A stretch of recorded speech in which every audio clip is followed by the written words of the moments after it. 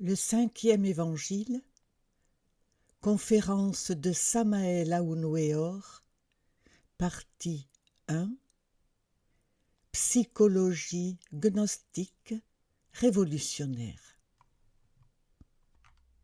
L'organisation de notre monde intérieur. Avant tout, je dois vous dire que cette conférence est de type, disons, ésotérique. Il est évident qu'elle ne pourra pas intéresser les personnes qui ne sont pas en relation avec ce type d'idées. Qu'est-ce qui nous préoccupe le plus dans la vie? Quel est notre plus grand désir? Nous avons besoin de savoir d'où nous venons, qui nous sommes, pourquoi nous existons et quel est le but de notre existence. À quoi servirait-il de vivre sans savoir qui nous sommes? À quoi servirait-il d'exister pour exister? La vie à la longue deviendrait routinière, ennuyeuse. L'heure est donc venue de nous auto-explorer pour nous connaître nous-mêmes tels que nous sommes. Beaucoup de théories ont été écrites et continueront d'être écrites. Beaucoup de choses ont été dites et continueront d'être dites. Mais les gens continuent comme toujours dans l'ignorance. Personne ne sait rien sur soi-même. Nous connaissons de grands intellectuels, des lumières du savoir, des érudits, mais sur eux-mêmes, ils ne savent rien. Beaucoup de choses en réalité et en vérité font l'objet d'opinions, mais on sait vraiment peu de choses. Nous sommes ici, précisément, pour essayer de nous informer, de rechercher, d'enquêter. Vous êtes ici pour m'écouter et moi pour vous parler. Mutuellement unis, nous devons tous ici, grâce à la compréhension créatrice, essayer de nous informer, essayer d'explorer l'énigme merveilleuse de nous-mêmes. Qui sommes-nous? Pourquoi existons-nous? Où étions-nous avant de naître? Qu'est-ce qui nous attend au-delà du sépulcre? Énigme. À quoi cela sert-il de nous mettre 50 000 théories dans la tête si en vérité nous ne savons rien sur nous-mêmes? Les gens naissent, grandissent, se reproduisent, vieillissent et meurent dans la plus totale ignorance. Des théories, il y en a, et de précieuses, des sectes par millions. Et alors? Nous tous ici réunis, nous allons essayer de nous informer, de chercher, d'enquêter. L'heure, le moment est venu de savoir quelque chose sur nous-mêmes. À quoi servirait-il de nous mettre dans la tête 50 000 théories si nous ne savons rien sur nous-mêmes? À quoi nous servirait-il de lire et lire des livres si nous ne savons rien sur nous-mêmes? Ce que disent les autres, c'est bien, mais nous ne sommes pas certains de ce qu'ils disent. Ce que les autres affirment peut être très beau, mais nous ne savons rien sur nous-mêmes. Nous sommes tous réunis ici précisément pour essayer de chercher, d'enquêter. D'où venons-nous et où allons-nous? Où étions-nous avant de naître? Où serons-nous quand notre corps de chair et d'os ira au sépulcre? Ce sont des énigmes que personne n'a résolues pour nous, pas même les plus grands savants de la science. Ce sont des énigmes que nous devons éclaircir. Donc, le but de notre réunion ici, ce soir, est précisément d'essayer d'un commun accord, de rechercher quelque chose, de savoir quelque chose sur l'énigme de notre propre vie. Avant tout, réunis ici, nous allons essayer de nous auto-explorer. Nous avons un corps de chair et d'os, un corps qui est formé d'organes. Chaque organe a sa fonction spécifique, complètement définie. Mais il y a aussi quelque chose de plus. Nous pensons, nous ressentons, nous désirons, nous avons des idées, et la science ne nous dit rien sur cela. Il est évident qu'il existe une psychologie individuelle. Chacun de nous a sa propre psychologie. Malheureusement, les gens, dans la majorité des cas, n'acceptent pas le fait d'avoir une psychologie. Ils acceptent facilement d'avoir un corps de chair et d'os, parce qu'ils le voient, parce qu'ils peuvent le toucher. Mais ils n'acceptent pas d'avoir une psychologie parce qu'ils ne la voient pas, parce qu'ils ne peuvent pas la palper. Quand quelqu'un accepte d'avoir une psychologie, il commence en fait à s'observer lui-même. Tant que les gens ne s'observent pas eux-mêmes, toute possibilité de changer s'avère impossible.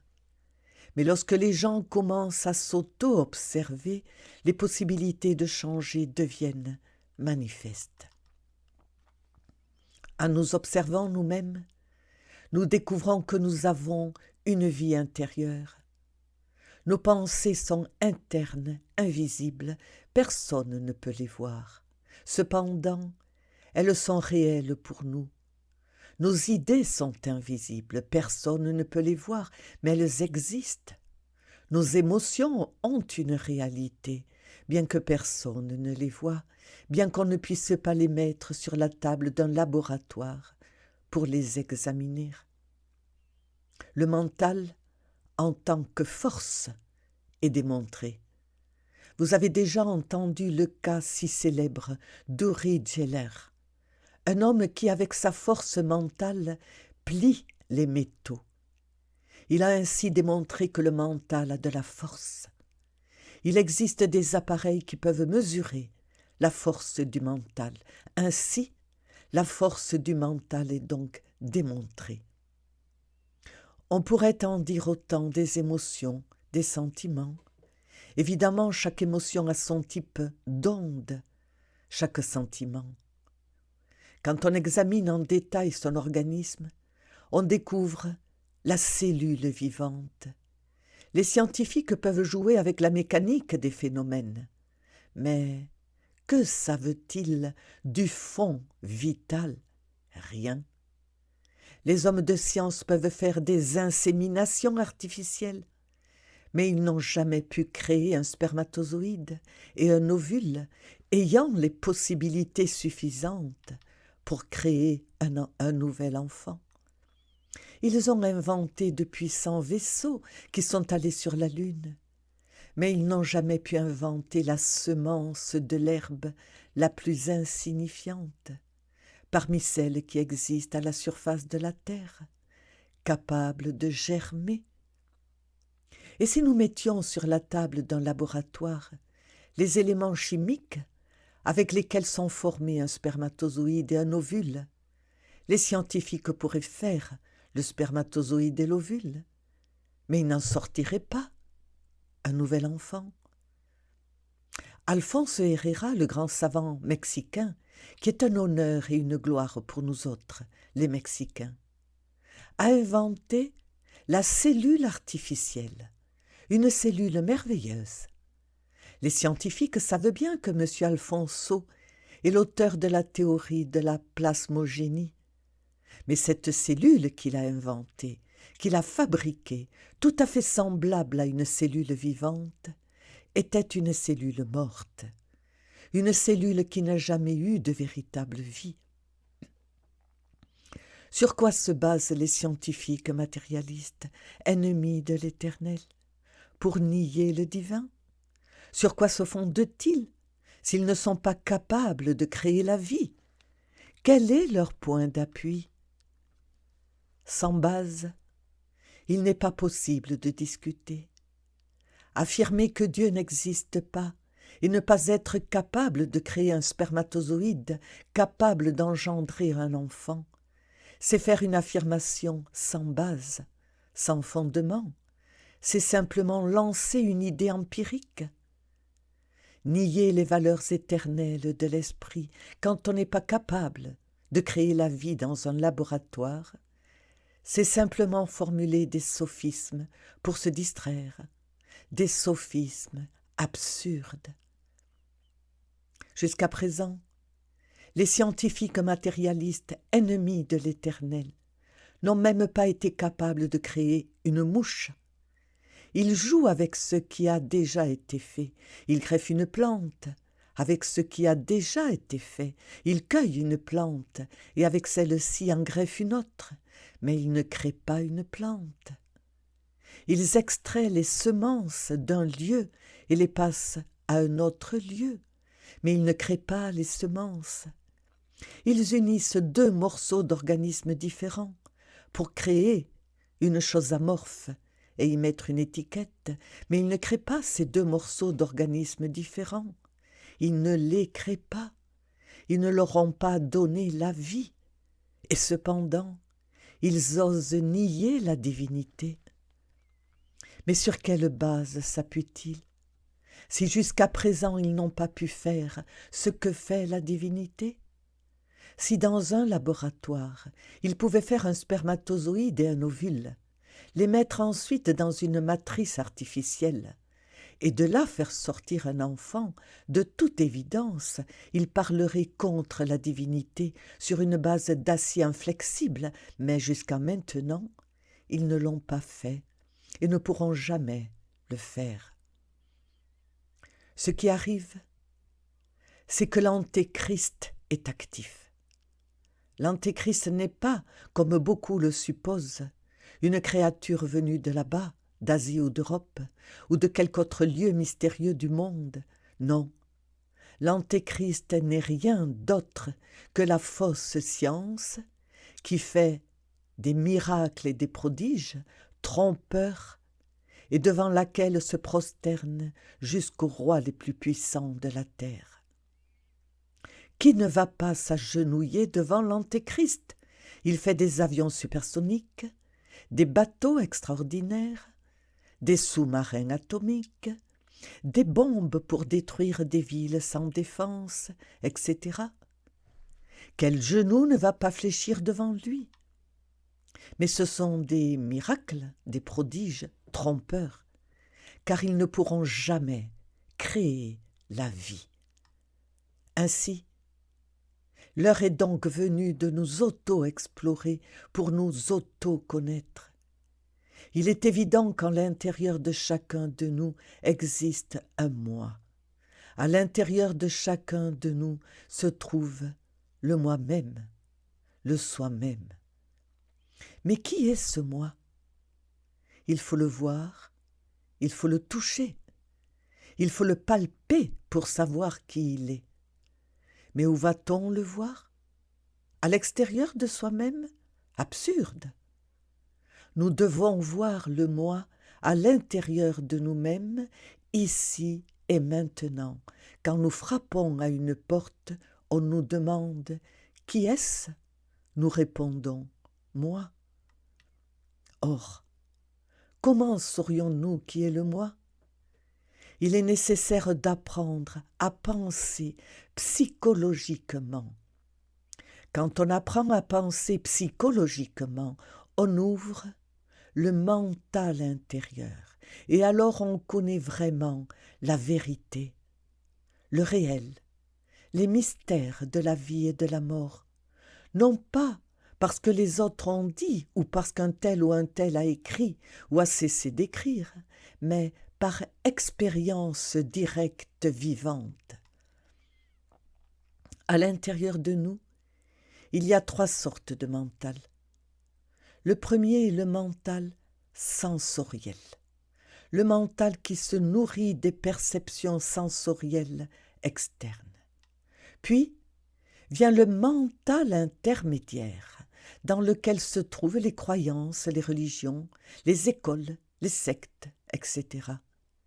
Et au-delà, il y a le mental intérieur. Malheureusement, il est enfermé. C'est seulement avec le mental intérieur que nous pouvons vraiment voir les mystères de la vie et de la mort. Malheureusement, les gens sont bloqués par le mental sensoriel, par le mental des 5 sens, par le mental matérialiste et grossier. Il est évident que le mental matérialiste n'accepte rien de spirituel. Le mental matérialiste est grossier et le mental exclusivement sensoriel. Le Christ Jésus dit « Méfiez-vous du levain des Sadducéens et des pharisiens ». Qu'est-ce que le levain des Sadducéens? C'est la doctrine des matérialistes, la doctrine du mental sensoriel, la doctrine des 5 sens, la doctrine qui nie le divin, la doctrine qui blasphème contre l'Éternel, la doctrine qui croit seulement ce qu'on peut voir avec les 5 sens, ce qu'on peut toucher, ce qu'on peut palper. Qu'est-ce que le mental intermédiaire? C'est, je le répète, celui des pharisiens. Ce sont les doctrines des gens qui ne nient pas, qui croient, mais qui se préoccupent seulement de croire, qui ne travaillent pas sur eux-mêmes. Ce sont des gens qui assistent à leur culte, dans leur secte, leur école, de type spirituel, mais qui malheureusement ne travaillent pas sur eux-mêmes, qui n'essaient pas de s'auto-découvrir, qui n'ont pas d'inquiétudes intimes, qui se contentent de croire, et rien de plus que croire. Voilà la doctrine des pharisiens, elle appartient au mental intermédiaire. Quand on apprend à penser psychologiquement, on ouvre le mental intérieur et alors, on peut arriver à connaître par expérience directe les mystères de la vie et de la mort, non pas parce que les autres en parlent ou parce qu'ils ont cessé d'en parler, mais par soi-même, par expérience directe. Étant donné que nous sommes ici dans un environnement cultivé, sélect, parmi des gens qui étudient, nous sommes donc naturellement dans cet auditoire de l'université de médecine, en train de parler clairement de psychologie transcendantale. J'ai dit, et c'est vrai, que les gens n'admettent rien de type spirituel car ils sont bloqués par la doctrine des 5 sens, par la doctrine des Sadducéens. D'autres n'acceptent pas l'ésotérisme, ni la spiritualité parce qu'ils sont bloqués par la doctrine des pharisiens. Ils se contentent de croyances mortes, mais ils ne travaillent pas sur eux-mêmes. Ils n'essaient pas de s'auto-découvrir et ils ne veulent rien savoir sur leur propre existence. Heureux ceux qui se libèrent de ces 2 levains, celui des Sadducéens et celui des pharisiens. Heureux ceux qui ouvrent directement les portes du mental intérieur. Ce n'est qu'en pensant psychologiquement que nous pouvons ouvrir ces portes merveilleuses. Quand on commence à s'observer soi-même, on commence de ce fait à penser psychologiquement. Quand on commence à utiliser le sentier de l'auto-observation psychologique, on commence à se connaître. L'amour. Qu'est-ce que l'amour? La haine. Qu'est-ce que la haine? L'envie. Qu'est-ce que l'envie? Cela vaut la peine d'essayer de savoir quelque chose sur soi-même. L'égoïsme, la violence, l'envie, la rancœur, les ressentiments ne sont que des manifestations de l'ego, du moi, du moi-même, du soi-même. De toute évidence, nous sommes tous remplis de contradictions et personne ne peut le nier. Ceci nous indique que le moi n'est pas une unité, comme beaucoup le croient, mais une multiplicité. C'est-à-dire que nous n'avons pas un seul moi, mais beaucoup de moi. Moi, j'ai de la jalousie, moi j'ai de la colère, moi j'ai de la convoitise, moi j'ai de l'envie, moi j'ai de la luxure. Ce sont des moi différents. Différents moi qui luttent entre eux pour la suprématie, différents moi qui veulent contrôler les centres de l'organisme humain. Ainsi, à l'intérieur de chaque personne, il y a donc beaucoup de personnes, c'est-à-dire beaucoup de moi. Chaque moi psychologique est différent. Chaque moi psychologique a un cerveau intellectuel, un cerveau émotionnel et un cerveau moteur. À l'intérieur de notre corps, il y a des conflits, il y a des luttes. Qui pourrait penser qu'à l'intérieur de l'organisme humain, il y ait autant de conflits? Qui pourrait admettre qu'à l'intérieur d'une personne vivent en réalité de nombreuses personnes? Et c'est vrai, elles vivent. Quand j'étais jeune, je parlais du subconscient et de ses réflexes. J'ai compris alors que le moi avait beaucoup de réflexes. Plus tard, j'ai compris que le moi était pluralisé, qu'à l'intérieur d'une personne, beaucoup habitaient, beaucoup de personnes, et que ces multitudes ne respectaient aucun accord, n'avaient pas d'ordre entre elles. Elles se battaient, se disputaient pour la suprématie. Et quand l'un de ces moi arrivait à s'imposer dans la machine organique, c'était là véritablement qu'il se manifestait avec toutes ses horreurs, avec toutes ses aberrations. Mais plus tard, il était remplacé par d'autres moi. Maintenant, nous comprenons pourquoi il y a tant de contradictions chez les êtres humains. Si nous pouvions nous voir dans un miroir tel que nous sommes, de la tête aux pieds, nous resterions horrifiés de nous-mêmes. Nous avons en nous des légions de moi. Nous n'avons non pas un moi, mais beaucoup de moi. Nous sommes pour ainsi dire des marionnettes, manipulées par de multiples entités inconnues. Les pensées qui arrivent à notre mental ne sont pas les nôtres, elles sont à autrui, elles sont amenées par un moi quelconque. Les émotions qui agitent notre cœur sont amenées là par quelque autre moi. Les habitudes que nous avons sont déterminées par les différents moi. Les aberrations, les vices, sont le résultat de beaucoup de moi qui s'expriment à travers l'organisme humain. Nous n'avons pas conscience de nous-mêmes.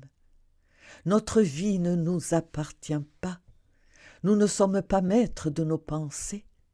Nous ne sommes pas maîtres de nos idées. Nous ne sommes pas maîtres de nos paroles. Nous ne sommes pas maîtres de nos émotions. Nous sommes de simples machines mises en mouvement par une multiplicité considérable de moi. Voilà l'état dans lequel nous nous trouvons. Mais pour arriver à ces conclusions, il est nécessaire de s'auto-observer pour se voir. C'est sur le terrain de la vie pratique que nous pouvons nous auto-découvrir. La vie pratique est le gymnase psychologique et nous devons nous voir entièrement tels que nous sommes. En relation. Il suffit d'être dans cet état d'alerte perception, d'alerte nouveauté, pour nous voir à chaque instant, à chaque moment. Ce n'est qu'avec l'état d'alerte que nous pourrons vraiment nous auto-découvrir. Il existe chez l'être humain le sens de l'auto-observation psychologique. Il se trouve à l'état latent, mais peut-être éveillé. Ce sens extraordinaire commence à fonctionner quand nous l'utilisons. Au fur et à mesure que nous l'utilisons, il s'amplifie, se développe et se manifeste. Le sens de l'auto-observation psychologique nous permettra de voir que chaque moi personnifie un défaut. Le sens de l'auto-observation psychologique, à mesure qu'il se développe, pourra nous permettre de voir les moi. C'est une chose de voir un moi, et autre chose de comprendre qu'on a un moi. Quand on voit qu'on a un moi, on le comprend. Mais il faut qu'on le voie, et ceci en de multiples formes et figures. La crue réalité des faits est que notre conscience se trouve embouteillée, encastrée, emboutie dans toute cette multiplicité de moi, dans tout cet essaim ténébreux et abominable que nous portons à l'intérieur de nous. Notre conscience est endormie, elle se trouve dans un cachot, ou dans beaucoup de cachots, parce que chaque moi est un cachot, une prison horrible. Notre conscience s'informe en vertu de son propre embouteillement. À présent, vous comprendrez pourquoi nous ne savons rien sur les mystères de la vie et de la mort. Nous nous contentons de croire, nous nous contentons de répéter ce que les autres disent, nous nous contentons d'affirmer ou de nier, nous nous contentons de discuter, mais nous ne savons rien, rien, directement sur nous-mêmes. Il est nécessaire de libérer la conscience, de la sortir de cette multiplicité de moi, pour que nous puissions voir, entendre, toucher et palper tout ce qui concerne le réel, la vérité. Quand la conscience s'émancipe, la lumière se fait à l'intérieur de nous et les ténèbres disparaissent. À ce moment-là, nous devenons illuminés. À ce moment-là, nous savons qui nous sommes, d'où nous venons, où nous allons, pour faire quoi et à cause de quoi, quel est le but de notre existence. Mais tant que la conscience reste embouteillée dans cette multiplicité de personnes que nous portons à l'intérieur de nous, nous ne saurons rien sur nous-mêmes. Nous nous remplirons la tête de théories. Nous répéterons ce que nous enseignent les autres, mais nous n'aurons aucune preuve par nous-mêmes. Nous n'aurons aucune connaissance directe sur les mystères de la vie et de la mort. Les Grecs disaient « Nocete ipsum » « Homme, connais-toi toi-même, et tu connaîtras l'univers et les dieux. » Et tant que nous ne nous connaîtrons pas nous-mêmes, nous ne connaîtrons ni l'univers ni les dieux. Nous ne saurons rien de rien, notre tête sera remplie de théories, et c'est tout. Le jour où nous nous connaîtrons vraiment, directement, non pas à travers ce que disent ou cessent de dire les autres, mais directement, non pas à travers ce qu'écrivent ou cessent d'écrire les autres, mais directement. Ce jour-là vraiment, nous connaîtrons l'univers et les dieux, nous disaient les Grecs. Ce jour-là, nous connaîtrons vraiment les mystères de la vie et de la mort. L'homme est contenu dans la nature et la nature est contenue dans l'homme.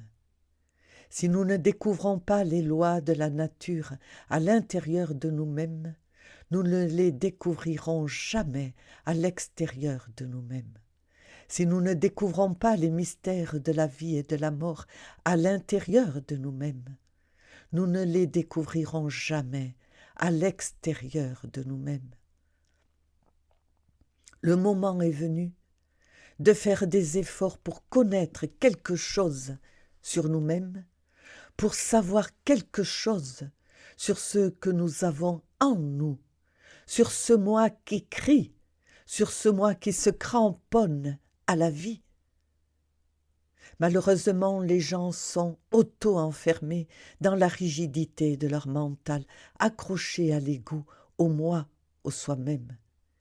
Ils n'ont pas vraiment envie de s'auto-connaître, de savoir quelque chose sur leur identité psychologique. Nous sommes totalement ignorants, mais nous ne le savons pas. Pour paraphraser Socrate, je dirais, non seulement nous ne savons pas, mais qui plus est, nous ne savons pas que nous ne savons pas. Il y a deux sortes d'ignorants. Les ignorants qui n'ont jamais lu un livre de leur vie et les ignorants instruits, ce qui est une autre sorte d'ignorants. L'heure est venue de rompre avec l'ignorance et de nous auto-explorer pour nous auto-connaître. Quand on se voit impliqué dans une scène de jalousie, par exemple, que doit-on faire? S'observer soi-même, en action. Puis à la maison, méditer, reconstruire la scène pour savoir exactement ce qui a fonctionné en nous à ce moment-là. Alors, on découvre qu'il y a eu aussi la colère provoquée par la jalousie. On arrive à la conclusion que 2 moi sont intervenus dans l'action, la jalousie et la colère. Jugez la jalousie, analysez-la, décortiquez-la pour voir sa vacuité. L'homme qui surveille une femme ne sait jamais à qui se fier. L'homme qui ne la surveille pas arrive à savoir vraiment à qui se fier. Rappelons-nous ce conte des 1001 nuits. Il est question d'un géant merveilleux qui adorait une femme. Il l'aimait beaucoup. Mais il était fort jaloux. Il résolut de la mettre dans un coffre avec 7 cadenas. Il la faisait sortir la nuit pour dormir avec elle, et pas plus. Elle était astucieuse. Elle permettait que son amant, son mari, s'endorme, et elle dormait dans ses bras. Quand l'homme, le géant, dormait d'un profond sommeil, quand il se trouvait dans les délices de Morphée, alors, très doucement, cette femme se levait et elle allait rejoindre ses amants. Chaque amant lui offrait une bague et elle allait placer ses bagues de façon très discrète à l'intérieur de cette caisse que fermait le colosse. Ainsi passait le temps. Quand le géant se réveillait de son sommeil, il trouvait toujours sa belle dans ses bras. C'est là qu'elle était. Comment douter? Impossible. Mais un jour, en voyant ces bagues, il découvrit la tromperie. Sur chacune de ces bagues était inscrit le nom de chacun de ses amants. Le géant comprit à quel point il avait été idiot. Il ne la tua pas, non. Il préféra la perdre, pour toujours. Ainsi donc, quand une femme veut être fidèle à un homme, il est clair qu'elle lui est fidèle, bien qu'elle ne soit pas surveillée. Et quand elle ne veut pas être fidèle, elle est infidèle, à la barbe de son mari, et l'homme ne s'en rend pas compte. Voilà la crue réalité des faits. Donc, il ne faut pas être jaloux, c'est absurde. Et quand on fait la dissection de la jalousie, on s'aperçoit qu'elle est absurde. Et si ensuite on fait la dissection de la colère, on découvre qu'elle est due à un manque d'équilibre mental, parce que sous l'effet de la colère, on se sent offusqué et aveuglé, et on commet des erreurs épouvantables. Donc, il s'avère urgent de faire la dissection de ces 2 éléments, jalousie et colère. Une fois que l'on a fait la dissection de ces 2 moi, une fois qu'on a compris le jeu de ces 2 moi, on doit évidemment les désintégrer, les réduire en poussière cosmique, les réduire en cendres. Malheureusement, le mental par lui-même n'est pas capable d'altérer quoi que ce soit d'une manière fondamentale. Le mental peut faire cesser un défaut d'un département à l'autre de l'entendement. Il peut l'étiqueter sous différents noms. Il peut le cacher à lui-même ou aux autres. Il peut le condamner, le justifier, sans jamais le désintégrer. Si on veut désintégrer un défaut psychologique, on a besoin alors de faire appel à un pouvoir qui soit supérieur au mental. Il existe heureusement dans notre organisme psychologique un pouvoir supérieur. Je veux me référer de manière emphatique à ce pouvoir que les hindous appellent Devi Kundalini. Il s'agit évidemment d'un feu merveilleux caché dans tout ce qui est, dans tout ce qui a été et dans tout ce qui sera. C'est un feu qui est latent dans tout ce qui a de la vie. C'est un feu solaire, invisible comme sont invisibles les idées, comme sont invisibles les désirs, mais réel. Ce feu a été symbolisé par nos ancêtres d'Anahuac sous le nom de Tonantzin. Ce feu a été symbolisé par les Égyptiens sous le nom d'Isis et par les Crétois sous le nom de Cybèle, par les Grecs sous le nom de Diane et par les chrétiens sous le nom de Marie. Elle est Stella Maris, c'est-à-dire la Vierge de la mer, une partie de notre propre être, mais dérivée. Notre être a beaucoup de parties, et Stella Maris est une de ces parties intimes de notre propre être. Si on appelle cette partie de l'être, si on supplie cette partie de l'être, alors on est aidé, et cette partie de l'être pourra désintégrer, pulvériser ces 2 mois de notre exemple, elle pourra les réduire en cendres. Et la conscience qui se trouve embouteillée en chacun d'eux sera libérée. Cette conscience est lumière, cette lumière est conscience. Vous voyez donc l'intime relation qui existe entre la lumière et la conscience. Nous portons à l'intérieur de nous de profondes ténèbres, mais au fur et à mesure que ces mois se désintègrent, la lumière se met à briller dans les ténèbres. La lumière vainque toujours les ténèbres, et quand les ténèbres que nous portons à l'intérieur de nous seront détruites, il ne restera en nous que la lumière, alors nous serons illuminés. Alors, éveillés et illuminés, nous pourrons voir par nous-mêmes les mystères de la vie et de la mort. Alors, éveillés, nous pourrons écouter les harmonies du cosmos infini. Alors, éveillés, nous pourrons pénétrer dans l'atome et dans le cosmos, connaître les mystères du vil ver qui se traîne dans la boue de la terre et les mystères de la galaxie où nous vivons. Mais il est nécessaire de s'éveiller.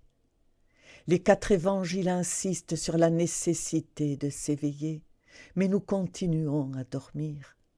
Nous ne savons pas que nous sommes endormis. Si les gens savaient qu'ils ont la conscience endormie, ils commenceraient à s'éveiller.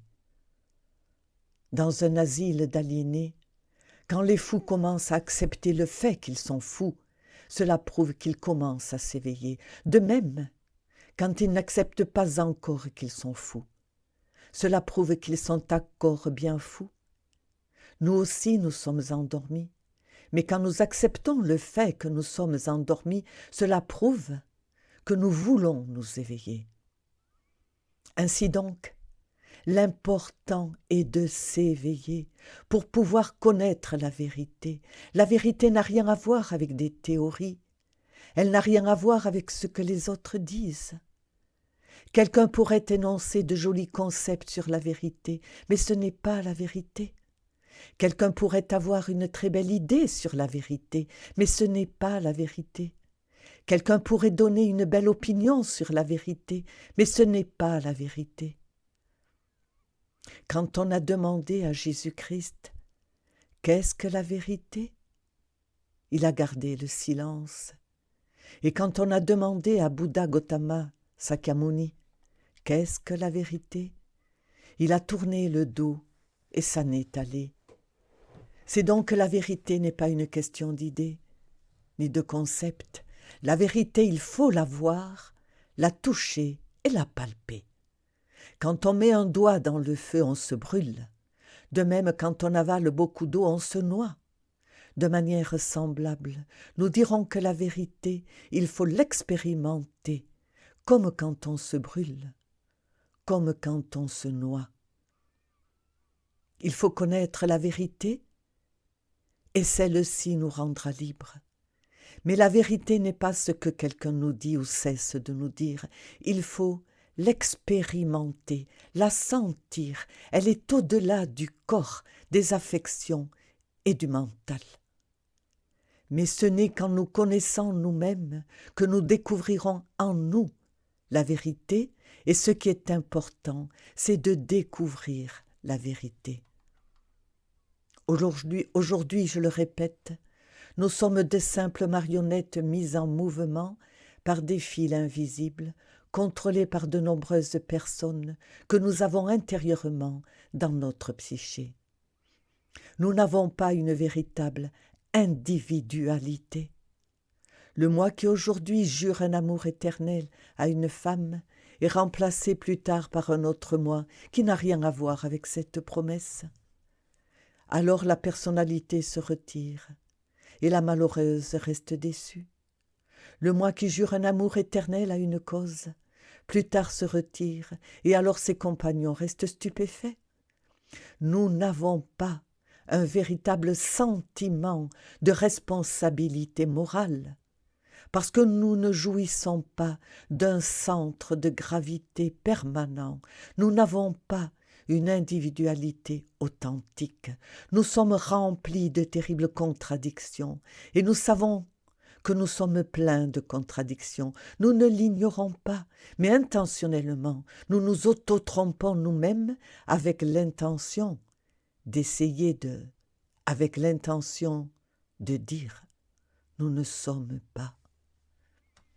Si nous sommes sincères, nous voyons bien que nous sommes pleins de contradictions épouvantables.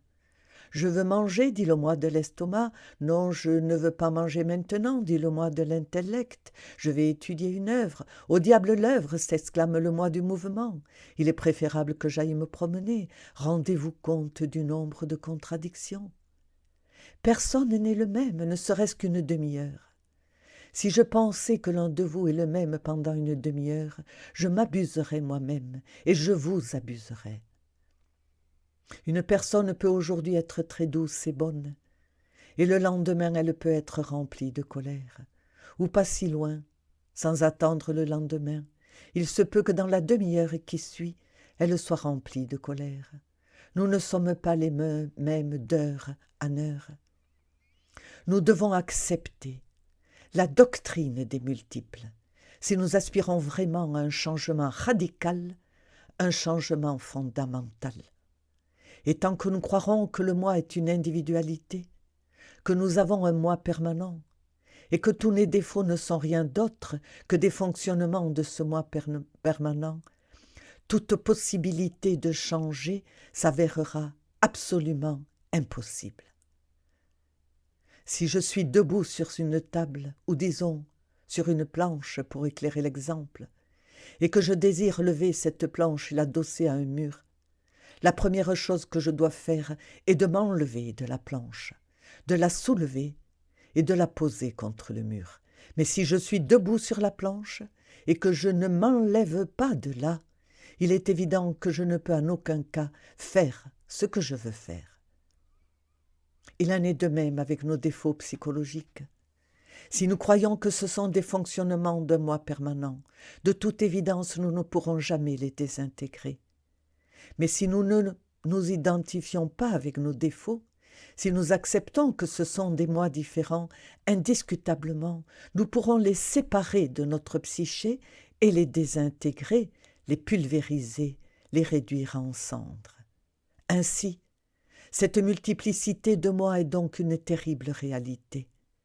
Désembouteiller la conscience est fondamental, mais cela ne pourra pas se produire si nous n'éliminons pas les bouteilles qui sont les moi. Quand on s'éveille, les mystères de la vie et de la mort deviennent clairs. C'est alors qu'on arrive à connaître vraiment l'origine de sa propre existence. Un homme est ce qu'est sa vie. Si un homme ne travaille pas sur sa propre vie, il perd son temps misérablement. La mort est le retour au point de départ originel. Quand vient l'heure de la mort, nous retournons aussi au commencement de la vie. Cet aspect de la mort est une chose merveilleuse.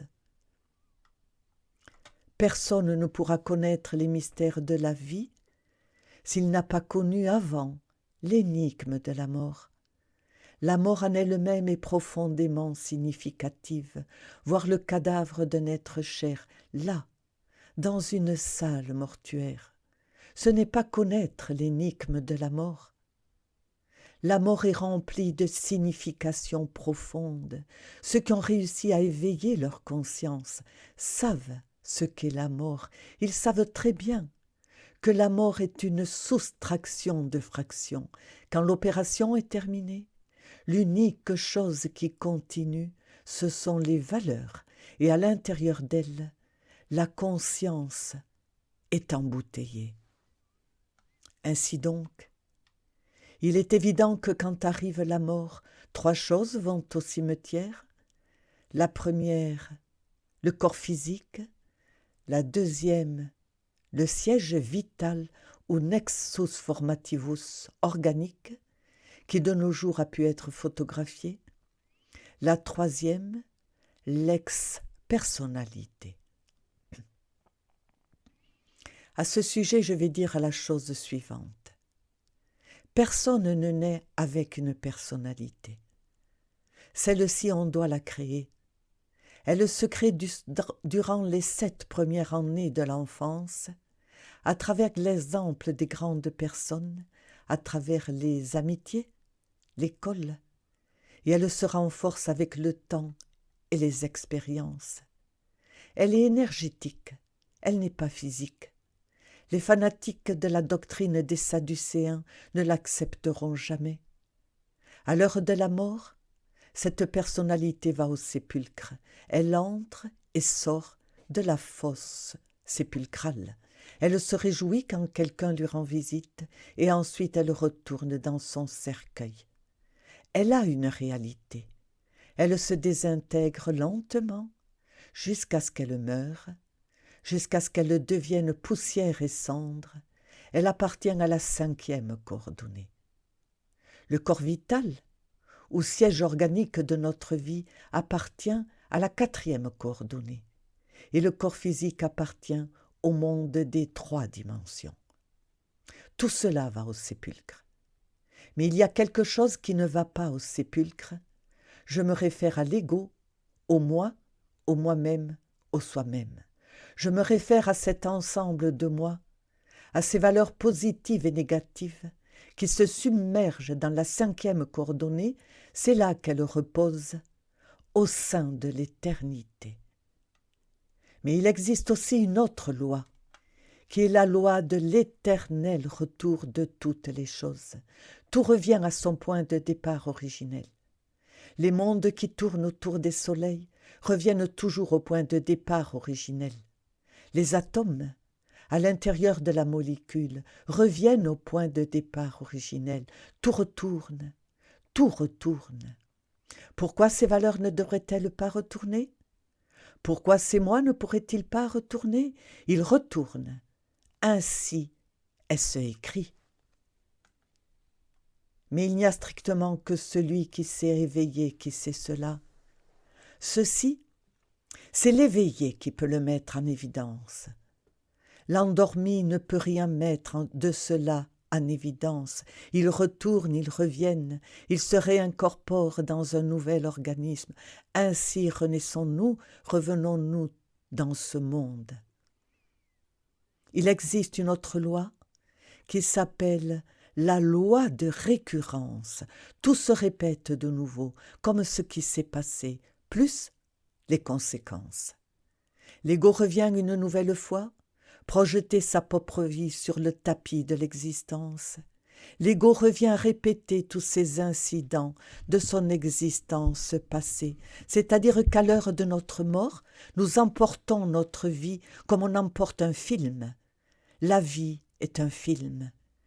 Puis nous ramenons notre vie une nouvelle fois dans le monde physique et nous la projetons sur l'écran de l'existence. Ainsi donc, si nous ne modifions pas notre propre vie, nous continuerons de la répéter sans cesse, et c'est lamentable. Pour chaque âme, il existe 108 existences, Et si en 108 existences, nous ne sommes pas capables de faire de notre vie une œuvre maîtresse, si en 108 existences, nous ne sommes pas capables de désintégrer toute cette pluralité de l'ego, alors nous devrons involuer dans les entrailles de la terre, involuer sans cesse jusqu'à ce que le moi soit réduit en cendres, en poussière cosmique. L'essence qui se trouve en nous ne pourra jamais mourir parce qu'elle est éternelle.